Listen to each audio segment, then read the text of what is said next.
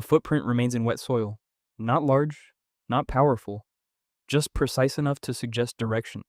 At some point, a human passed here alone. And in the modern imagination, this is ordinary. A single individual moving through space, detached, independent, free. But for almost all of human history, that image would not represent freedom. It would represent danger. Because there was a time when being alone was not a lifestyle. It was a risk profile the human body was never designed to survive. And within that reality, something strange emerges. No prisons exist, not because violence is absent, but because isolation itself already functions as a punishment system, and it works more efficiently than any structure built from stone. Most people assume early human societies were primitive versions of modern life. Smaller populations, fewer tools, less order, a world waiting to become what we now call civilization. But that assumption collapses under closer inspection. There were no prisons not because humans lacked the idea of punishment, but because punishment had not yet been separated from survival. To remove someone from the group was not a legal decision, it was a biological one, and biology does not negotiate, it simply eliminates variables. A group of 20 or 30 humans gathers around a controlled flame. The fire does not just produce warmth, it defines territory. Within its light, identity is stable. Outside it, the world becomes indistinct, hostile, unreadable. In that environment, justice does not require architecture, it requires exclusion. And exclusion, in a prehistoric landscape, is not symbolic. It is terminal and slow motion. The first system that replaces prisons is deceptively simple. Exile, no walls, no guards, no trials. Only a decision that a person no longer belongs. Most modern interpretations soften this concept, imagining it as relocation. But in prehistoric conditions, relocation is not neutral. It is exposure. Exposure to cold without shared fire. Exposure to predators without collective defense. Exposure to starvation without cooperative hunting. The human body can survive alone, but only briefly. And this temporal gap between separation and death creates something psychologically precise. Punishment is no longer immediate. It becomes extended awareness of inevitability, yet exile is only the visible layer. A quieter system exists beneath it, one that does not rely on geography, but perception, social removal, not being driven out, but being allowed to remain while becoming functionally invisible. No shared food, no conversation, no acknowledgement. A human presence that is physically intact but socially erased. Modern neuroscience describes this condition with unsettling clarity. The brain does not distinguish sharply between physical pain and social rejection. Both activate overlapping neural pathways, which means, long before prisons existed, humans had already discovered something counterintuitive. That identity itself can be disrupted without touching the body. But early human justice does not remain passive. It reacts, immediately, without delay, without institutional filtering. If trust is broken, response is direct. Sometimes personal, sometimes collective. Not guided by abstract law, but by memory that still carries emotional charge. Every individual remembers who shared food, who betrayed trust, who endangered survival.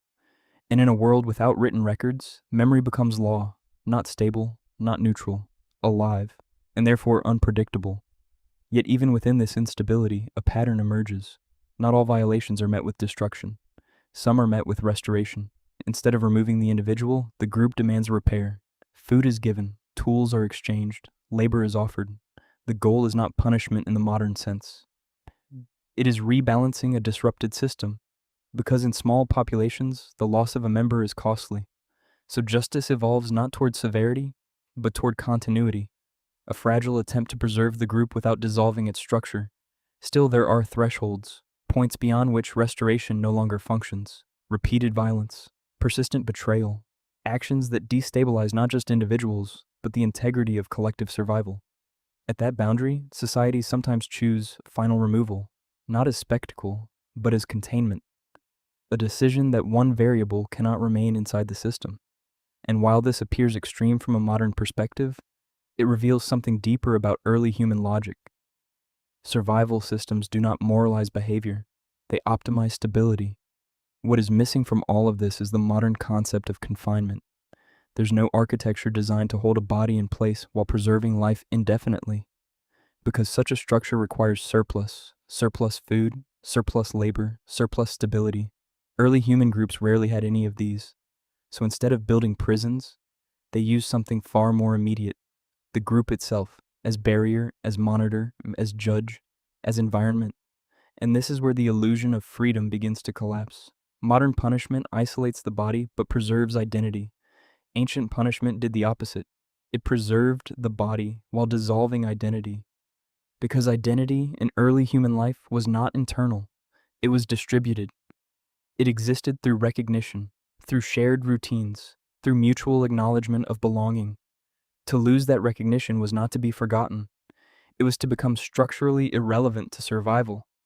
In 2019, researchers studying social neurobiology observed something unexpected. The human brain responds to exclusion with patterns similar to physical injury, not metaphorically, biologically. Pain networks activate even when no physical harm occurs, which suggests that long before civilization formalized justice, evolution had already embedded a mechanism of control, not through law, but through belonging. And belonging, unlike prison walls, does not require maintenance. It does not require materials. It does not require enforcement. It only requires consensus, a shared understanding of who is inside and who is no longer allowed to remain. And once that boundary is established, it regulates behavior more efficiently than any external authority, because it operates inside every interaction, quietly, continuously. As human societies grow larger, something shifts. The direct visibility of consequence begins to fade. Strangers replace memory. Systems replace emotion. Law replaces immediate response.